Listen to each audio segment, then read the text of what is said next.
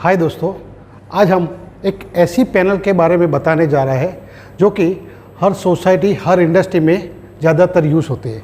इसका नाम है प्रेशर बूस्टिंग पैनल। ये प्रेशर बूस्टिंग पैनल क्या काम करती है, कैसे काम करती है और उसका जो इंटरनल लॉजिक क्या है वो मैं वन बाय वन आपको बताऊंगा। तो ज़्यादातर सोसाइटी में समझो 100 घर है तो उसमें जब भी पानी आता है तो वो फोर्स से नहीं आता है, तो उसको कांस्टेंट प्रेशर हर एक घर में समझो 3 केजी या 4 केजी चाहिए, तो प्रेशर पंप लगाते हैं और वही प्रेशर पंप से सेटिंग करके हमको 4 या 3 केजी का प्रेशर मिलता है। तो हर एक घर में सेम प्रेशर मिलता है और सेम यही फॉर्मूला इंडस्ट्री में भी यूज़ होता है। तो ये हमने एक इंडस्ट्री के लिए प्रेशर बूस्टिंग पैनल बनाई है जिसमें 2 पंप 5.5 किलोवाट के हैं और 2 VFD 5.5 किलो दोनों के लिए इंडिविजुअल यूज़ किए। तो उसमें क्या क्या आता है सबसे पहले ये समझते हैं। नंबर 1, हमने इसमें एक डेल्टा की HMI 10 इंच की ली है, RYB लैंप ली है, एम्पियर मीटर है जो कि तीनों फेज़ के एम्पियर बताएंगे, ये न्यूट्रल और फेज़ में जो भी वोल्टेज है वो बताएंगे। अगर कुछ भी फॉल्ट आता है तो ये बज़र है, ये पावर फॉल्ट है, समझो एक फेज़ नहीं आ रहा है, वोल्टेज कम है तो ये पावर फॉल्ट का लैंप है। ये ऑटो ऑफ मैनुअल 3 पोजीशन का एक स्विच है, इमरजेंसी स्टॉप है। ये पंप 1 को अगर मैनुअल में चलाना है, अगर ये मैनुअल मोड में रखते हो तो पंप 1 को मैनुअल मोड में चलाने के लिए है। और ये पंप 1 अगर VFD ऑन है तो उसका ऑन इंडिकेशन है। ये पंप 2 का मैनुअल अगर ऑन ऑफ करना है तो इधर से चालू होगा और उसका ये इंडिकेशन लैंप है। इंडिकेशन लैंप मैनुअल और ऑटो में दोनों में सेम बताएगा। अभी इसके अंदर क्या लगा हुआ है वो मैं आपको अभी बता रहा हूँ। इसके अंदर हमारे 2 कूलिंग फैन लगे हैं जो कि इंटरनल जो टेम्परेचर है वो VFD का और ये जो दूसरे PLC वगैरह का पार्ट है उसको कम रखते हैं। ये 3 पोल MCB है जो कि ये VFD के लिए है, ये दूसरा 3 पोल VFD है, ये इसके लिए है। ये कंट्रोल सर्किट के लिए जो सिंगल पोल MCB ली है। और ये जो ग्लास फ्लूस है ये ट्यूबलाइट, 2 फैन और SPP के लिए यूज़ किया है। ये 3 सीटी 40/5 की VFD का एम्पियर चेक करने के लिए लिए। ये प्लग सॉकेट रखा है, अगर आपको लैपटॉप से कुछ प्रोग्रामिंग या कुछ अदर यूज़ करना है तो उसके लिए यूज़ कर सकते हो। इसके अलावा ये सिंगल फेज प्रिवेंटर है, अगर आपका वोल्टेज फेज सीक्वेंस कुछ भी गलत है तो ये आपको आउटपुट नहीं देगा, तो ये वोल्टेज प्रोटेक्शन रिले है। उसके अलावा ये 8 चैनल 24 वोल्ट DC रिले है। ये PLC है डेल्टा की और ये 4-20 का एनालॉग इनपुट मॉड्यूल है। तो और उसके अलावा ये SMPS है 230 से 24 वोल्ट DC के लिए है। और ये सब इनकमिंग सप्लाई, मोटर के दोनों का आउटगोइंग सप्लाई, फिर जितने भी प्रेशर स्विच और प्रेशर ट्रांसमीटर है उसके कनेक्शन इधर लगेंगे। अभी हम इसका लॉजिक समझेंगे इसमें क्या है। तो लेट्स स्टार्ट। सबसे पहले अगर आपको मैनुअल में चलाना है तो मैनुअल में क्या हमने रखा है, अभी हम ऑफ कंडीशन में। अगर आप मैनुअल में करोगे तो ये HMI नहीं चलेगी और PLC का भी सप्लाई बंद हो जाएगा। अभी हमने मैनुअल मोड किया तो मैनुअल मोड में हमने लाइन में 2 प्रेशर स्विच लगाई है जिसका हमको 4 केजी पे प्रेशर सेट करना है, एक VFD के लिए 1 और दूसरी के लिए 2। तो हमने समझो ये प्रेशर स्विच लगाई है दोनों के लिए। अभी ये एक्चुअली ये लिमिट स्विच है, दोनों का NC कॉन्टेक्ट यूज़ किया है। तो जैसे मैं पहली जो मैनुअल स्विच है ऑन करूँगा तो ये पहली VFD का सप्लाई ऑन हो गया और ये 50 या जितना भी हमने इधर से सेट किया है मैनुअल मोड में, इससे हम कम भी कर सकते हैं। तो ये तब तक चलती रहेगी जब तक इसका प्रेशर हमने 4 केजी पे सेट किया। अब देखो अभी 4 केजी आ गया और मैंने इसको दबा दिया तो ये बंद हो गया। ओके, ये अभी डिफरेंशियल प्रेशर 4 केजी से 3.5 आया तो ये मैंने छोड़ दिया तो ये चालू हो गया। सेम इसका भी है, इसका मैंने अभी स्विच ऑन किया फ्रंट पैनल से, तो अभी ऑन हो गया। अभी इसका प्रेशर स्विच मैंने समझो 26-27 फ्रीक्वेंसी है। अभी मैं प्रेशर स्विच ऑन कर रहा हूँ तो ये बंद होने लगा और ये 0 पे आ जाएगा। इसका भी आप फ्रीक्वेंसी मैनुअल मोड में जब भी है तो आप इधर से प्लस माइनस कर सकते हो। अभी ये चला तो आपको कब तक चलाना है, 50 फ्रीक्वेंसी तक चलाना है या 40 मैक्सिमम फ्रीक्वेंसी आप इधर से सेट कर सकते हो। अभी ये मैनुअल मोड में चल रहा है, जो कि ये प्रेशर स्विच से चल रहा है। इसमें पीएलसी का कोई रोल नहीं है, जस्ट प्रेशर स्विच और वीएफडी का रोल है। अभी हम ऑटो में कैसे स्टार्ट करते हैं पूरा पीआईडी कंट्रोल से, वो हम समझते हैं। अभी ये दोनों वीएफडी चल रही है मैनुअल मोड से, तो सबसे पहले दोनों को अभी हम ऑफ कर रहे हैं। अभी ये स्विच को ऑटो मोड में जैसे रखेंगे तभी ये एचएमआई ऑन हो गई और अंदर पीएलसी भी ऑन हो गई।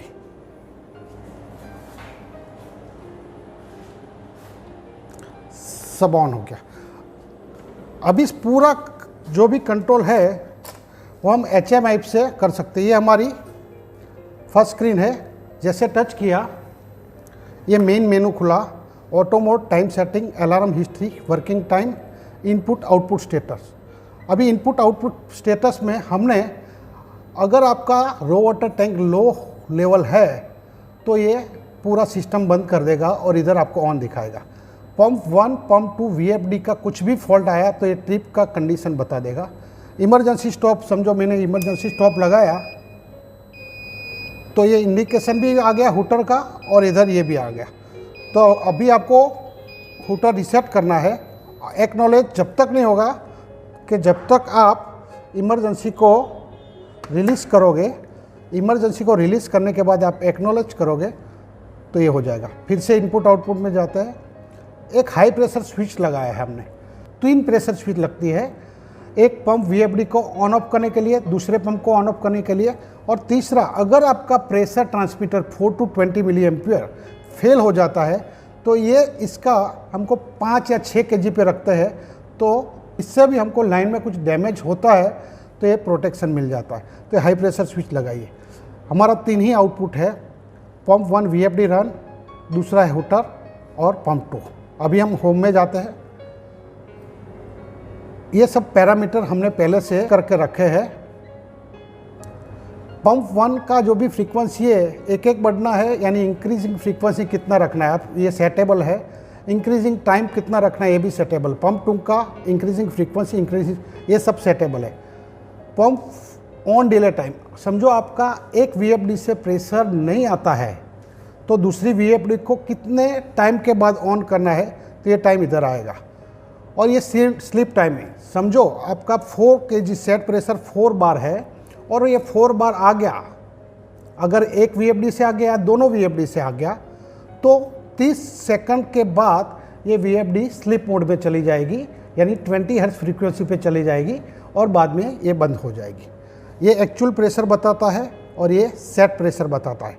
आप इधर से सेट प्रेशर आप कर सकते हो, लाइन में कितना प्रेशर चाहिए कांस्टेंट। तो अभी हमने ये 4 रखा है और एंटर किया है। अभी हमने अपने प्रेशर ट्रांसमीटर के बदले एक 4 to 20 मिली एम्पियर का एक इनपुट लिया है, जो एक वाल है। इसको हम अप डाउन करेंगे तो ये एक्चुअल प्रेशर प्लस माइनस होता है। बाद में हम गए होम में, ऑटो मोड पे गए।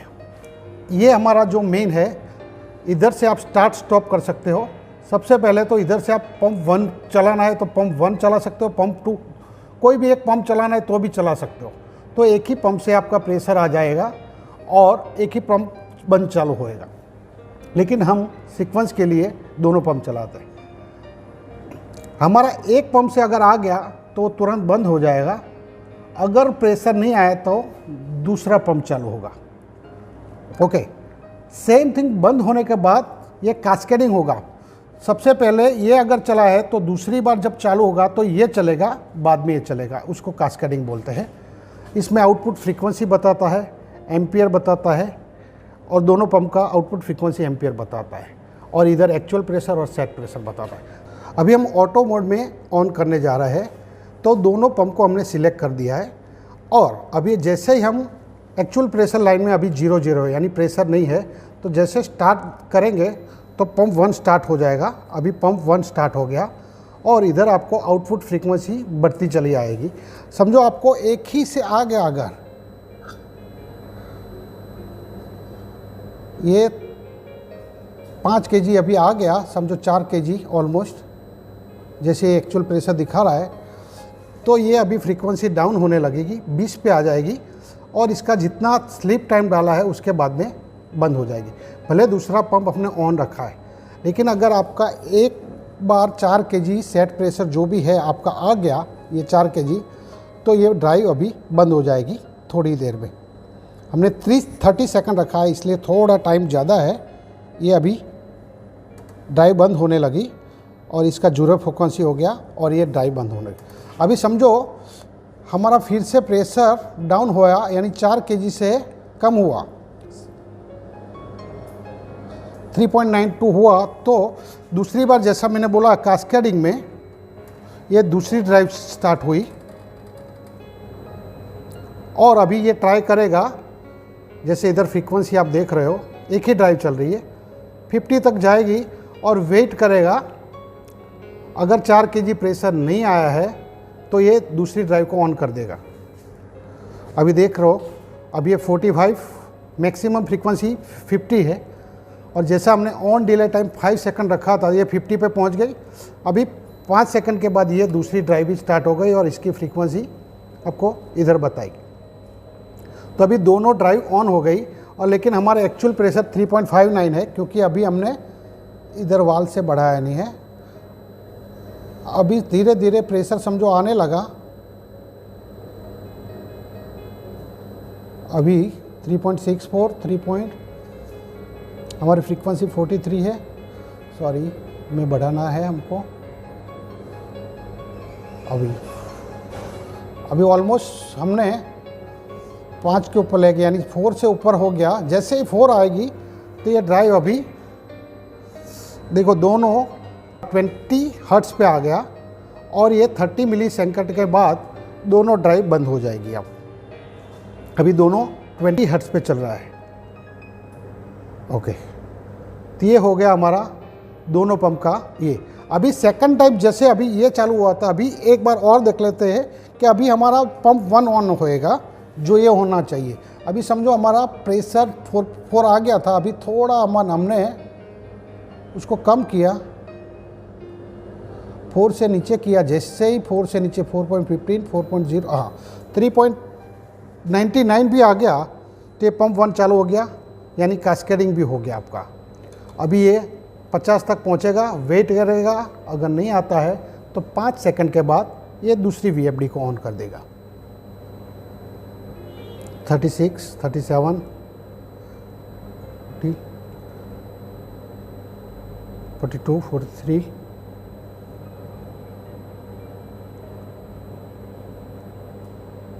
ये 50, अभी 1, 2, 3 और ये दूसरा ड्राइव भी अपना स्टार्ट हो गया और इसका फ्रीक्वेंसी भी बढ़ने लगा। अभी समझो इसका 24 ही फ्रीक्वेंसी आया, हमारा 4 kg आ गया।